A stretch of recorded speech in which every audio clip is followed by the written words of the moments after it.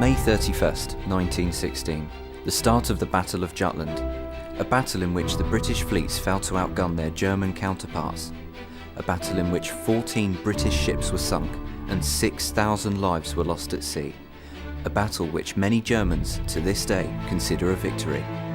But wars are not won with numbers. Those who went down with the HMS Invincible did not die in vain, but in the name of strategy. A strategy which undoubtedly led to the Allies' ultimate victory.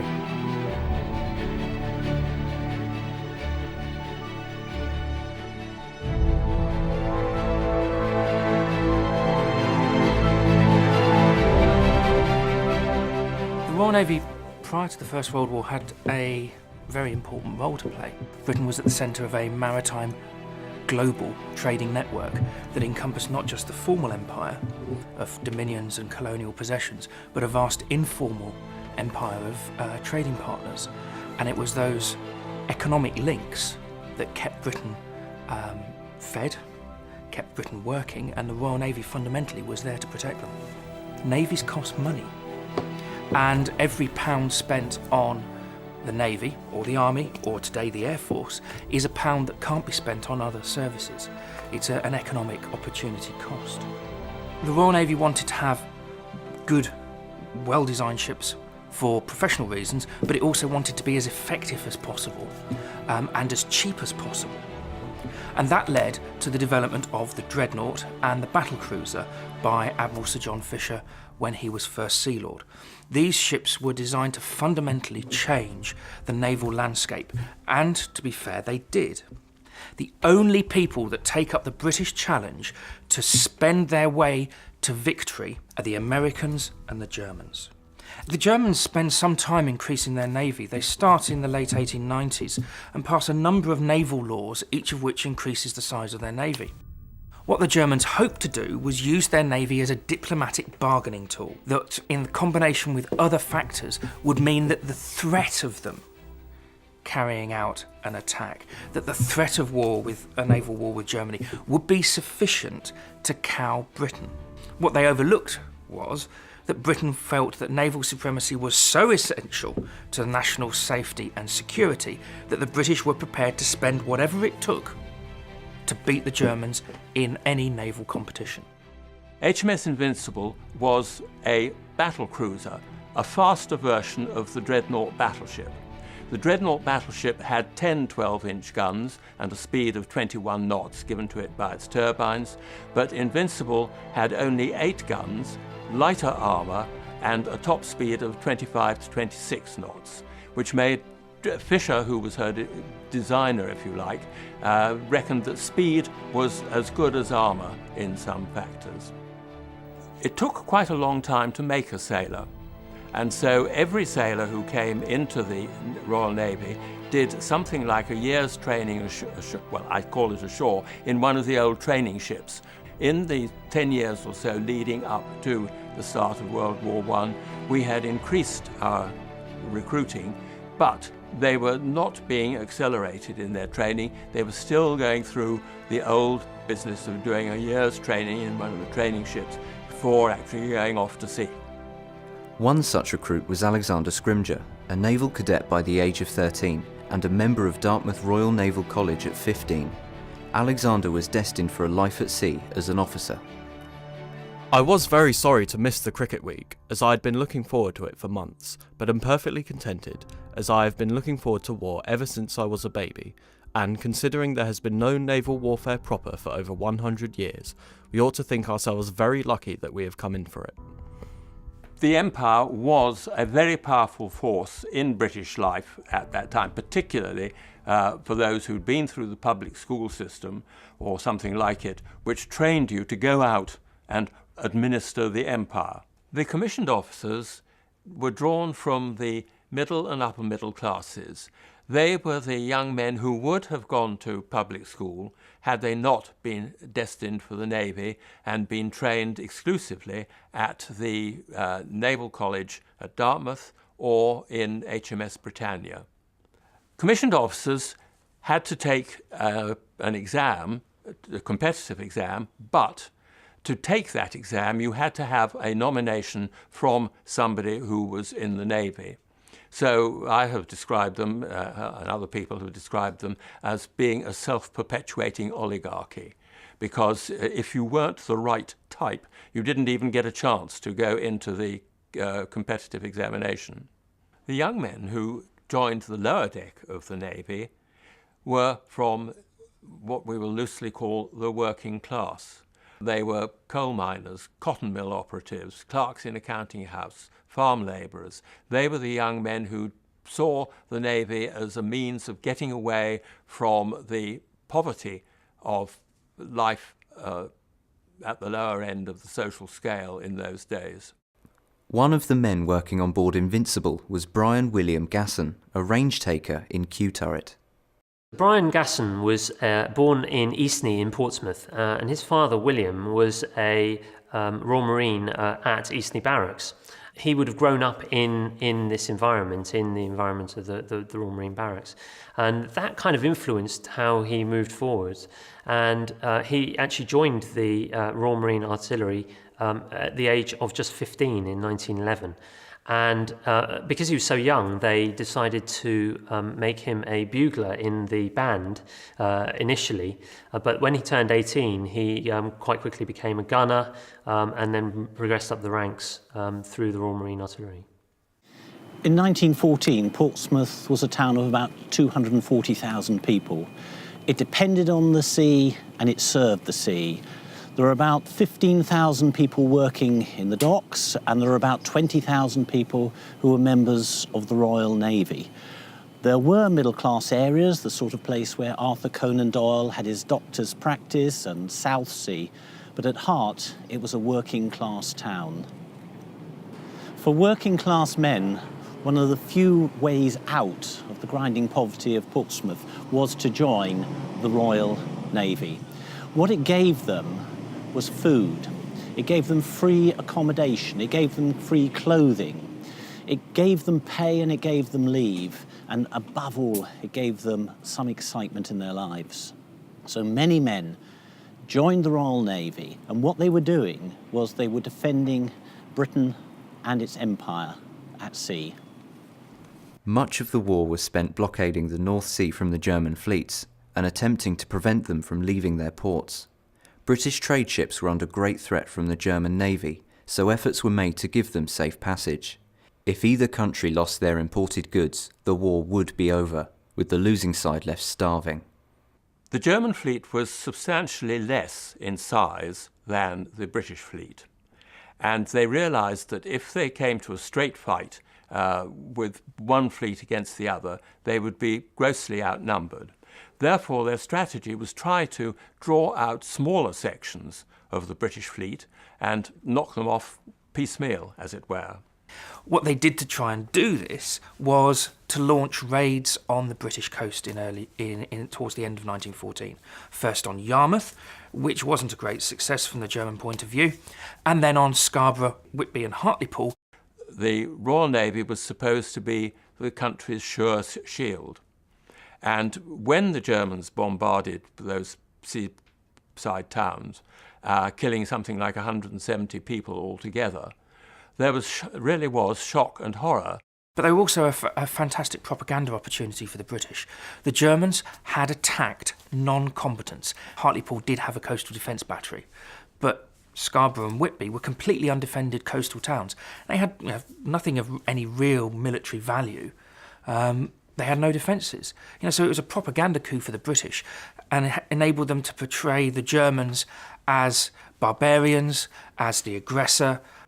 Another attempt was to be made in summer 1916, with the German advance on Jutland succeeding in drawing out British fleets to the North Sea. There was nothing otherworldly about May 30th, 1916. It was a nice calm day, which a certain Andrew Downs of HMS Birmingham recalls. Spent most of the day under my car, cleaning and oiling. Lovely day. Did a little shopping in Dunfermline. Little did I think that in 24 hours' time I should be in the thick of the greatest naval battle in history, as regards to numbers of ships engaged. Invincible was one of 250 ships across both sides to set out that day. This would be the only time that the British and German fleets of dreadnought battleships actually came to blows. The British fleet set out with high hopes of battle and victory, having the chance to do their bit. At 3:35, the enemy's battle cruiser fleet and destroyers were in sight, and the two battle cruisers engaged at long range. The 1st and 3rd light cruiser squadrons had by now disappeared, and we never saw them again. This was in mid-afternoon, and so the sun was in the west, and the Germans had the British silhouetted against the sun. One of the other factors was that the German optical rangefinders were superior to the British, and with the British silhouetted against the backdrop of the sun, it was easy for them, with their good rangefinders, to get an accurate range and thus start hitting earlier than the British did with their less good rangefinders. Suddenly there was a terrific explosion in one of the battle cruisers, the Queen Mary, and from the mass of the red flames came a colossal cauliflower-shaped mass of smoke. I should think 500 feet at least. Going down with that ship were over 1,000 young men, many of whom Andrew recounts having known very well. Admiral Horace Hood, with the 3rd Battlecruiser Squadron, was not attached to Beattie's force, but he was on the front of the Grand Fleet, and he saw it as his duty to get in action with the Germans as quickly as he possibly could. That was one of the reasons why the battlecruisers had been given their superior speed. And so he took his squadron into action in front of the Grand Fleet with an aim of getting his guns to start hitting the enemy as hard as they could, as soon as they could. The last words that Alexander Scrimger, as the officer of X-Turret, would have heard were Hood's ringing endorsement of the ship's gunnery. "Your firing is very good. Keep at it as quickly as you can. Every shot is telling." Then the smoke of battle parted, and a second German battle cruiser, the Derfflinger, also opened fire. At 6:34 p.m, a German salvo, 2 12-inch shells hit Invincible, smashing through the 7-inch thick frontal armour of Q turret and exploding in the loading chamber. Brian Gasson was a range taker inside HMS Invincible's Q gun turret when it was struck by a shell, and he was hurled into the sea. He later recounted, "Suddenly our starboard midship turret, manned by the Royal Marines, was struck between the two 12-inch guns and appeared to me to lift off the top of the turret, and another from the same salvo followed. The flashes passed down to both midship magazines. The explosion broke the ship in half. I owe my survival to the fact that I was in a separate compartment at the back of the turret." The Royal Navy prided themselves on fast and efficient shooting, and so they cut corners and had blast doors open to the magazines. They pre-stocked ammunition within the turrets, and so when they had a direct hit onto the turret in the centre of the ship, it meant that the explosion caught the ammunition that was already there and travelled in what was called a cordite flash straight down into the magazine, which exploded in one fell swoop. When we saw the Invincible, what bit was sticking up out of the water, we didn't believe it was our Invincible. We couldn't be the Invincible. We never thought we was ever going to get damaged like that. It must have been an incredibly terrifying experience, with the flames, with the smoke, and the cold water as well. The contrast between the heat from the flame and the cold of the water. When the smoke cleared, Invincible's bow and stern were left pointing up to the sky like tombstones. Only 6 men survived. 1,026 had died in an instant, including Rear Admiral Hood and Alexander Scrimger. Gunner Gasson received approximately 40% burns about the head and arms. He was placed unconscious in the hospital ship Plassey and taken to Edinburgh. It was about 12 months before he was fit for service again. Invincible's sacrifice was not in vain. Hood had crushed the German reconnaissance force and denied them the opportunity to locate Jellicoe's Grand Fleet. The Germans have no indication that the British Grand Fleet is out at sea and hunting them. The only indication they have is when suddenly the far horizon erupts in gun flashes. The situation they have been trying to avoid for years is now upon them. They are sailing directly towards the Grand Fleet that is already deployed for battle and is firing at them. Their only option, and the only option that they can take, is to try and escape. And they turn and run. The Battle of Jutland, yes, has been described as an inconclusive action. And insofar as both sides were able to say we won, the Germans because they sank more ships than the British did, the British because they were left in effect in command of the battlefield. Well, some historians and some commentators do describe Jutland as an inconclusive battle. I think they're wrong. Jutland was a strategic victory for the British. They may have sunk more ships than the British. The British may have had more casualties, but that's a very limited way of looking at what victory means. The Germans don't achieve their aims. The British do. The Germans don't get command of the North Sea. The British retain it. The Germans don't break the British economic blockade. The British maintain it. At 7:02 on the evening of the 2nd of June, word came through to the press in England. Great battle in the North Sea. As name after name of lost battleships were spelled out, it appeared that the naval might of Britain had suffered eclipse. In the morning papers, saw that our losses were Queen Mary, Indefatigable, Invincible, Defence, Warrior, Black Prince, Tipperary, Sparrowhawk, Ardent, and Fortune. This is a big loss, and I hope we have sunk a great many of theirs. The news hit the streets to devastating effect. Women wept and many fell fainting to the ground. Rumours of the defeat, as it was perceived by those unaware of the Navy's strategical intentions, circulated the dockyards. Press reporting is conditioned by one important thing. The Germans get home first and tell everyone, via the neutral press, that they've won. The official German account of the Battle of Jutland, published in July 1916, makes for very interesting reading. It is clear to every German that the Battle of the Skagerrak did not have a decisive result. It is not our fault that the battle was not fought to a finish, but that of our enemy who, although in far superior force in every way, did not attempt to fight it out. On the other hand, it is established for all time that the battle resulted in a very considerable success for us against overwhelming odds. Those who had the good fortune to take part in this battle will acknowledge with a grateful heart that God's protection was granted us in abundant measure.